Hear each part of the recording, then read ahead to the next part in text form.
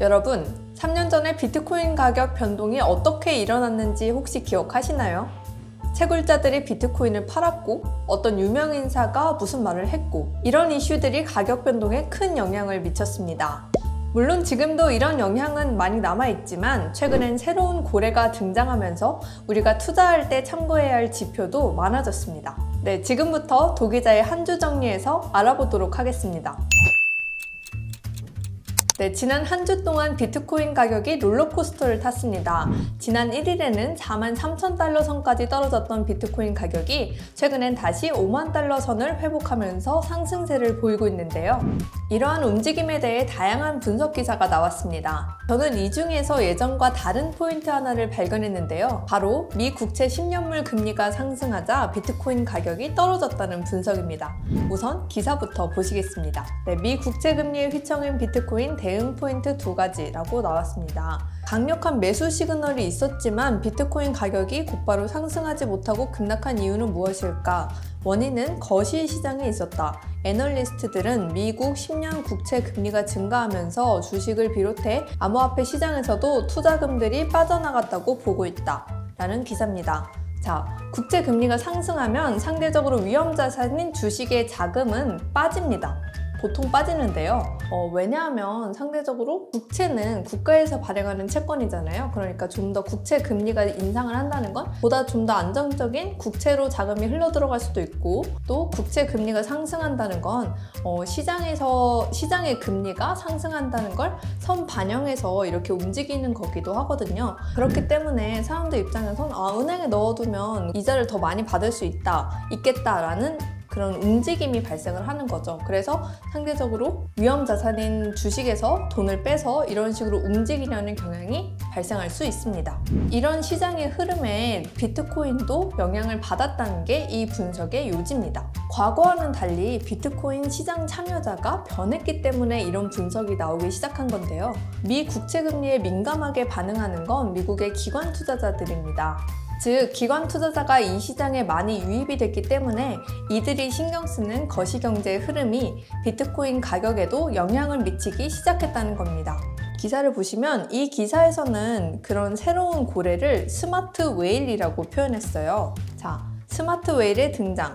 테슬라가 15억 달러 비트코인 투자를 결정하는 자리에 일론 머스크도 있었고, 테슬라 이사회 감사위원회도 보고가 됐다. 그리고 감사위원 중 한 명이 제임스 머독인데, 제임스 머독은 바로 월스트리트 저널 등 유수 언론사를 거느린 뉴스코프의 후계자. 이런 테슬라의 비트코인 매입은 제임스 머독 같은 기존 체제를 대표하는 인물들의 세심한 검토 끝에 이뤄진 것이다. 그러니까 이분들은 스마트 웨일이라고 했습니다. 그러니까 기존의 암호화폐 시장에서 암호화폐 가격에 큰 영향을 줄 만큼 암호화폐를 대량으로 보유한 고래들은 이 시장에 초기에 진입했던 그룹입니다. 전통적 기관 투자자와는 성격이 다르죠. 여러분 혹시 이런 얘기 들어보셨나요? 저 멀리 친구의 친구의 친구가 컴퓨터 공학을 공부하다가 2008년도에 우연히 비트코인을 알게 되고 비트코인 몇천 개를 사서 엄청난 부자가 됐다. 이런 이야기 많이 들어보셨을 겁니다. 네, 그런데 지난해 하반기부터 새로운 고래가 등장하기 시작했습니다. 나스닥 상장사 스퀘어, 마이크로 스트래티지, 그리고 170년 역사를 가진 미국 보험사 매사추세츠 뮤추얼 라이프 인슈어런스, 암호화폐 투자 운용사 그레이스케일, 이뿐 아니죠. 여러분도 아주 잘 아시는 테슬라도 비트코인을 대량으로 매입했습니다.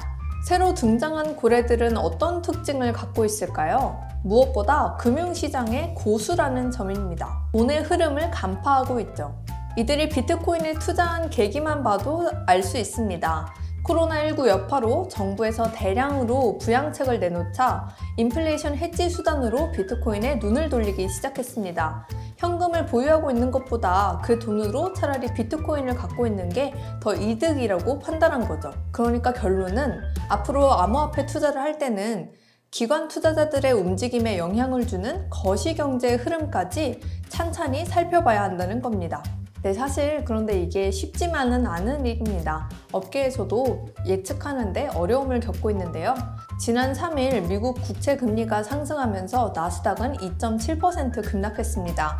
10년물 미 국채 금리가 한때 약 1.5%까지 치솟으면서 아마존, 알파벳, 넷플릭스, 애플 등이 줄줄이 하락했습니다. 반면 비트코인은 큰 폭의 조정 없이 상승세를 유지하고 있는데요. 네, 그래서 이 기사를 소개하면서 마지막으로 마치도록 하겠습니다. 아까 처음 본 기사의 마지막 단락입니다. 앞으로 거시 지표들이 암호화폐 시장에 어떻게 작용할지 전망이 쉽지 않은 상황이다. 단기적으로 대응하는 자세가 필요해 보인다. 앞으로 비트코인 투자하실 때 앞서 말씀드렸던 거시 지표들을 활용해서 투자에 참고하시길 바랍니다. 감사합니다.